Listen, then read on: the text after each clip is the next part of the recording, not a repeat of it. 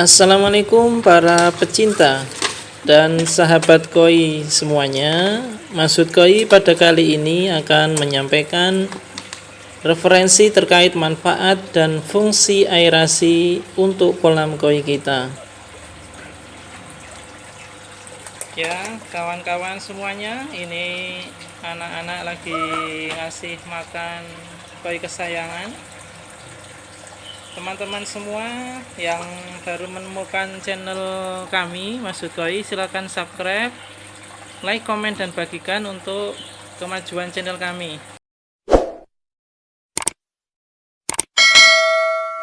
Ayo subscribe channel Maksud Koi.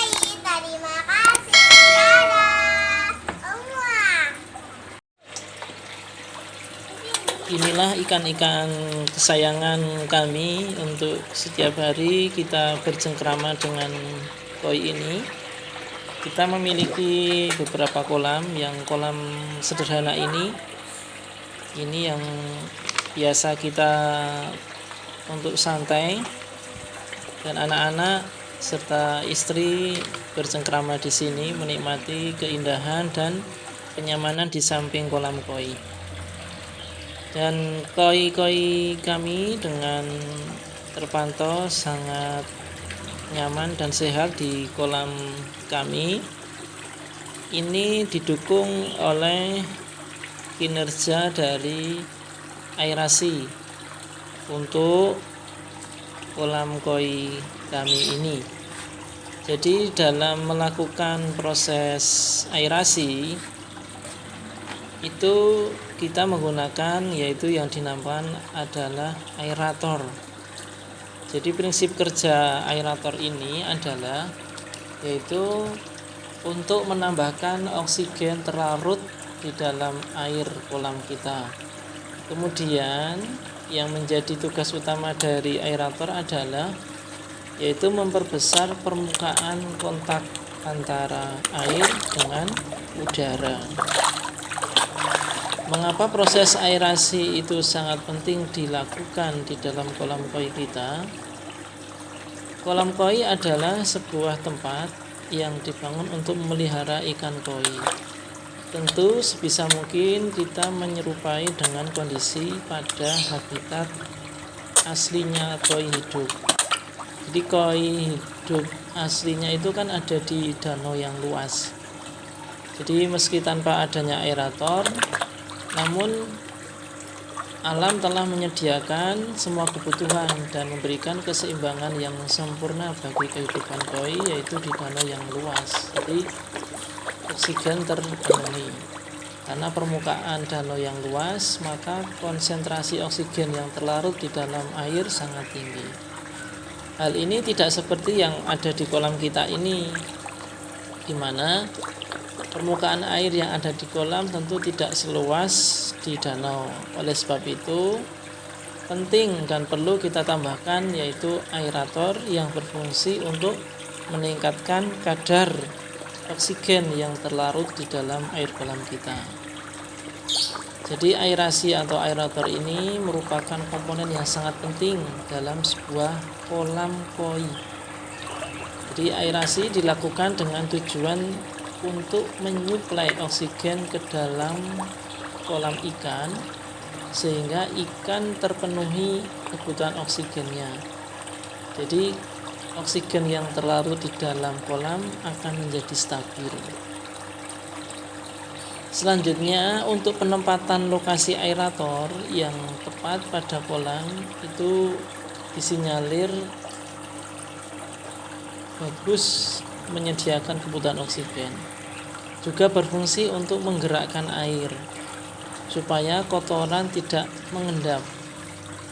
Dengan pergerakan air ini, maka kotoran yang berada di sekitar ikut terdorong dan tidak mengendap di lokasi tertentu di kolam kita. Jadi pemasangan aerator haruslah menggunakan batu yang menghasilkan oksigen yang lembut. Jadi semakin kecil gelombang yang dihasilkan dalam jumlah banyak, semakin baik kualitas oksigen yang terlarut di dalam air. Tentunya hal ini dapat diperoleh dengan kekuatan dorongan dari mesin yang berdaya bagus atau besar. Kedalaman kolam itu juga berpengaruh akan daya dorong aerator. Jadi semakin besar kolam kita, semakin tinggi kolam kita, maka dibutuhkan juga aerator yang berdaya besar. Untuk kedalaman kolam yang sekitar 1 meter bisa digunakan aerator yang berdaya kisaran 20 sampai 20 watt. Namun untuk kedalaman kolam sampai 2 meter, maka kebutuhan aerator mesti digunakan dengan daya yang lebih tinggi atau lebih besar, yaitu 60 sampai 80 watt. Jadi ikan-ikan saya ini dengan adanya aerator ini alhamdulillah ekosistem dapat berjalan dengan bagus.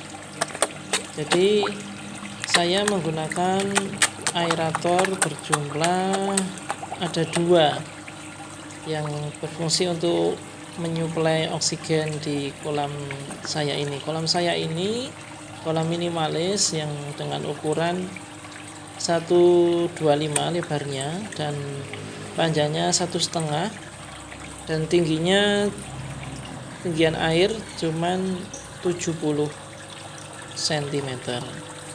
Dengan kapasitas kolam yang lumayan padat populasinya, ini ada jumlah 30-an ekor dengan size yang lumayan besar. Jadi dengan suplai aerator, nah ini aerator saya terpantau kita taruh di pojokan. Jadi aerator saya ini karena kolam kita desainnya dulu tidak kita kasih pipa untuk tempat aerator langsung kita masukkan ke dalam kolam, jadi langsung kita celupkan. Nah ini aerator mini saya dengan 2 buah aerator ini dengan selang 4, jadi masing-masing aerator ada 2, jadi outputnya ada 4 yang langsung saya celupkan ya, dan hasilnya lumayan besar,